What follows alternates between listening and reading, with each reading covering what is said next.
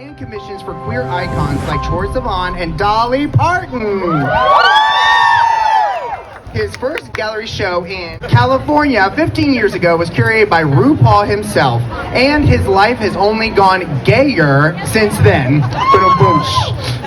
Recently, Paul celebrated his 10-year wedding anniversary with his husband Dennis. They were married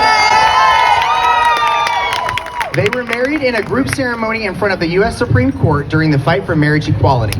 Paul is the co-founder of the You Will Rise Project, an organization that empowers those who have experienced bullying to speak out through art. Here you go. Hi,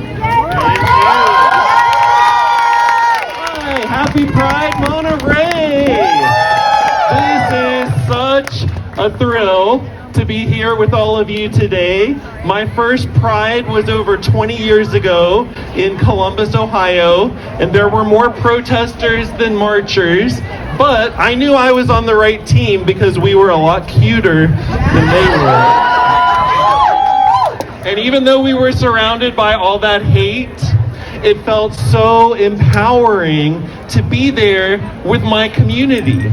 Growing up in a small town, that my community existed. I knew that I was different. I was always getting in trouble for wearing my mom's clothes and pretending I was Snow White. And so, like a lot of queer people, I learned the survival skill of hiding who I was, playing a role that wasn't me. So today I want to share a quick story with you about the exact moment in my life when I abandoned my people-pleasing ways. All right, are you ready? The story takes place, strangely enough, at a Shania Twain concert in the early 2000s. So I had just come out of the closet. I was a baby gay. And I heard on the radio that they were having a contest at the Shania Twain concert for men to dress in drag because of her song, Man, I Feel Like a Woman. Yes, thank you. And the prize was front row seats and backstage passes, but honestly, I was just more excited to get to go out in public in a dress. So I worked all week on my costume. I had a mini skirt, halter top, wig, heels, nails, the works. I don't do anything just a little bit. You could probably tell that today. And so the way the contest worked was before the concert started, each of the contestants would walk out on stage one at a time, and the winner would be chosen by audience applause.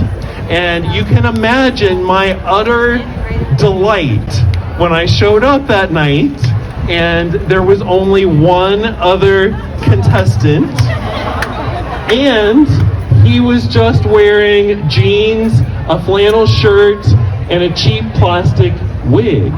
So I could already envision myself sitting on some leopard print couch chatting it up with Shania after the show. I do have a lot of delusions of grandeur sometimes. So the DJ walked out on stage, he introduced the contest, and I should say too that this was at the peak of Shania's popularity. So this was at a sold out arena, 15,000 people in the crowd. And so the DJ introduced the other contestant first. He walked out on stage, stood there, and the room erupted in applause. I was standing off in the wings, just bubbling over with excitement. And then the DJ introduced me, and I, of course, strutted out, sashayed across the stage, worked the room just like I imagined Shania would. Only the thunderous applause that I was expecting didn't happen. It was dead silent. And then all 15,000 people started to boo loudly because I did not realize that a crowd at a country music concert in the early 2000s might not appreciate seeing a man who looked like he was enjoying dressing this way. I was just shocked and humiliated, and I just stood there as 15,000 people booed at me. So something clicked, though, in my head right in that moment, and that's what I want to share with you. I somehow realized that all 15,000 of those people were wrong, and I looked damn good.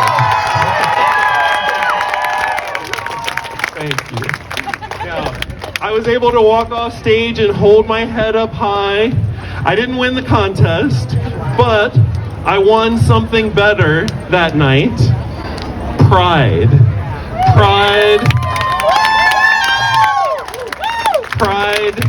in myself and people like me who challenge society's rules about gender and sexuality. Pride that is not dependent on anybody else's approval, permission, or validation. Pride that can only come from deep within ourselves, and pride that I wish for all of you here today.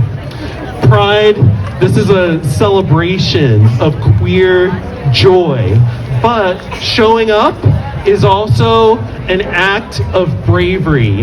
And I know from personal experience that our community's acts of bravery are not always rewarded with applause, even though I think they should be sometimes, especially today. So I'm going to ask all of you in a minute to help me right a wrong that happened 20 years ago at that concert. And this is not just for me. This is for anyone who has ever been made to feel unwelcome, unloved, or unappreciated. So when I say the magic words, courtesy of Shania, let's go girls, I want to hear, not yet, I want to hear everyone cheer and clap as loud as you possibly can. And I want to invite all of you to soak that up, fill yourself up with it, and carry it with you forward as we go together fighting for equality and freedom together. Are you ready? Hold on. Let's go, girls!